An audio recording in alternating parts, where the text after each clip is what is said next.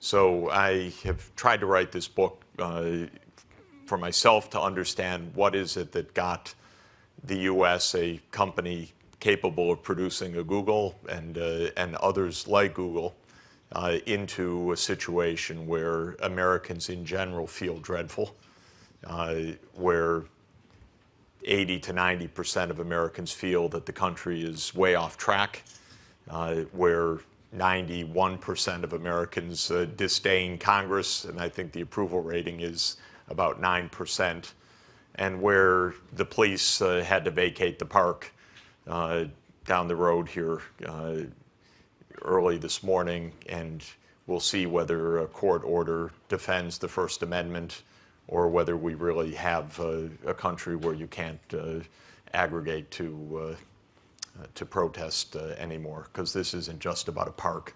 This is about highly visible social protest, and I think it's dreadful that the police came in to move people out. Really shoddy behavior, and I hope the courts find it unconstitutional. So that's the puzzle that I think is the puzzle that is really before us.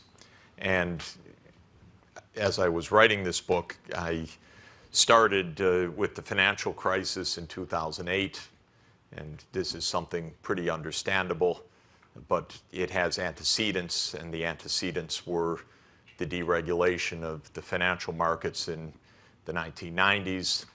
That has antecedents in the deregulation of the financial markets in the 1980s, and I found myself going back to try to understand the story of U.S. change really from the 1970s onward, because I think the 1970s was a transition in American economic history and political history, as well as a transition in the world economy. From the end of World War II up through the end of the 1960s, America's economic dominance of the world was completely unquestioned. America's technological dominance of the world was completely unquestioned. America's geopolitical dominance of the world was questioned, only subject to the Cold War arms race, but not in any deeper way within the non-communist world. And that began to change in the 1970s. And I think that that's where one has to understand what has happened. In my view, what you are living and what the U.S. is living is a combination of a geopolitical and technological revolution that began in the 1970s. It's the combination of globalization and the digital revolution. Each one makes possible the other. Without the computer and digital age, there would have been no globalization the way we have it. And without globalization, the likes of Google would not really be conceivable in its current context. The 70s opened up the world of globalization economically, and it was a very unsettling decade for the whole world, including for the United States. In 1971, the exchange rate system that had dominated the world from the end of World War II until 1971 came to an end. It was called the Bretton Woods exchange rate system. It ended in August 1971. It set the world's currencies floating against each other. It was part of a decade of high inflation.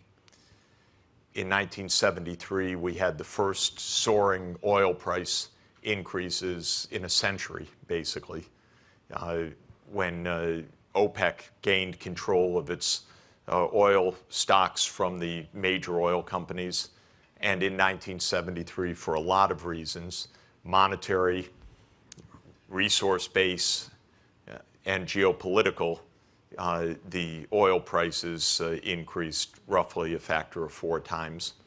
And in the same year, 1973, there was a major El Nino, which was the first time we had a soaring rise of food prices. These are all preludes to things that are pretty common to us now. In the latter half of the 1970s, the U.S. felt other parts of globalization. and most importantly, the manufacturing base of the United States started to be threatened by international competition for the first time. Japan was the leader of that. We had a lot of tumultuous trade negotiations at the end of the 1970s with Japan. And of course, in 1978, the biggest change of all in the world economy began, but under the radar screen entirely for roughly a decade, and that was the opening of China, which began with Deng Xiaoping's accession to power. That whole process of creating a global economy, in my opinion, has been preeminent in the huge dislocations that America has faced over the next 30 years. But the purpose of my book is to understand the interplay of those market forces with politics. And the politics that accompanied globalization began in 1981. And it is the combination, in my view, of a path that Ronald Reagan began and that became entrenched in this country for 30 years with globalization that really explains where we are today. So in 1981, President Reagan was elected, and on January 20th, 1981, he made a statement which I think is one of the most important statements of modern American political economy. One of the stupidest statements, I know, but one of the most important statements as well. And the statement was that government is not the solution to our problems. Government is the problem. What Reagan was doing and what brought him to power was a claim. The claim was that the tumult of the 1970s, the high inflation, the oil price shocks, the slow growth, the high unemployment, the competition or the job losses, that all of that somehow reflected an overbearing government. It was not a hard sell for him in a lot of ways because a lot of the public was fixated on the war on poverty and the social programs of the 1960s, and the claim, which I view as wholly erroneous, that somehow those programs, the institution of Medicare, the implementation of other social policies, the war on poverty in its various aspects, was the element that led to the instability of the 1970s. And so the essence of restoring a sound economy for Reagan was to, quote, roll back government. The Reagan Revolution, which has been 30 years of persistence, has had three successful, sustained elements, successful in terms of the objectives of the authors of this revolution. One was a deep and persistent cut of top tax rates. The second was a massive deregulation of the financial industry, of broadcasting and media, and substantially of the environment. So significant deregulation. And the third were sharp cuts that have lasted in the non-security discretionary budget of the United States. We've now done this for 30 years. The reason I wrote this book is that I think it's a disaster, what's come out of this. And I just want to show you a little bit of the reality of this, and then I'm going to turn it open to questions. Of course, one of the things that happened is a remarkable widening of inequality in the United States that began in 1981.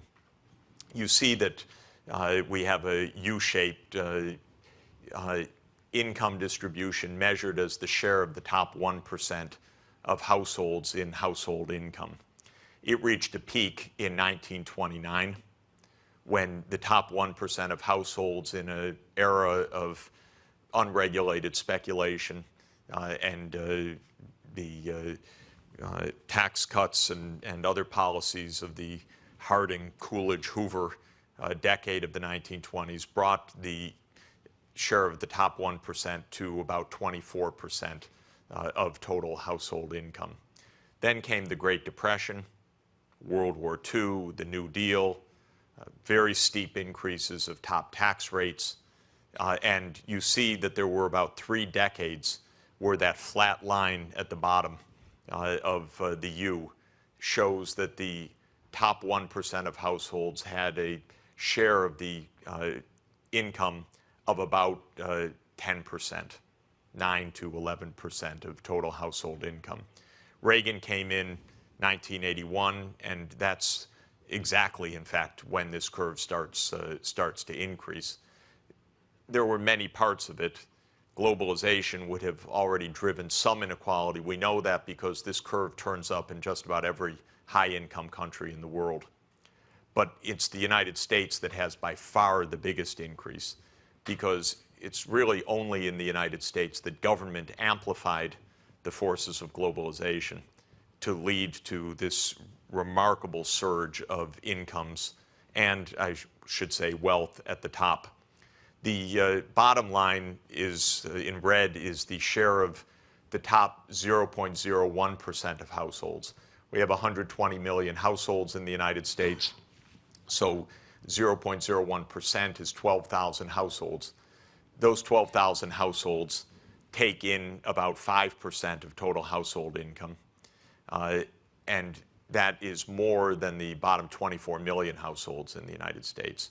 So we have quite deeply entrenched poverty at the bottom and extraordinary wealth at the top.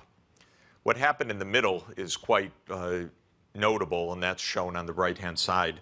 This is the median earnings of full-time, year-round male workers. They peaked in 1973, which is a really astounding, surprising feature of the U.S. economy. It's been 38 years since we reached the peak of the median male worker.